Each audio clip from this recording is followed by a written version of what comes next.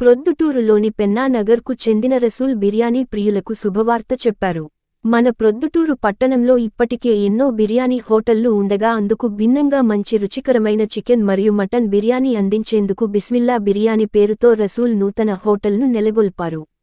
గురువారం ఉదయం స్థానిక వాసవి సర్కిల్ 4 రోడ్ల కూడలి వద్ద మాజీ ఎమ్మెల్యే రాచమల్లు శివప్రసాద్ రెడ్డి చేతుల మీదుగా రిబ్బన్ కటింగ్ చేసి ఘనంగా హోటల్ ప్రారంభోత్సవం గావించారు. ఈ సందర్భంగా హోటల్ యజమాని రసూల్ మాట్లాడుతూ ప్రొద్దుటూరులో ఇప్పటికే బిర్యానీ హోటళ్లు ఉన్నాయని, ఇందుకు భిన్నంగా ముస్లిం పెళ్లిలలో ఏర్పాటు చేసే గోంగూర, దాల్చా వంటివి ఏ హోటల్లో లభించవని అవి తమ హోటల్లో మాత్రమే లభించే విధంగా ఏర్పాటు చేశామన్నారు.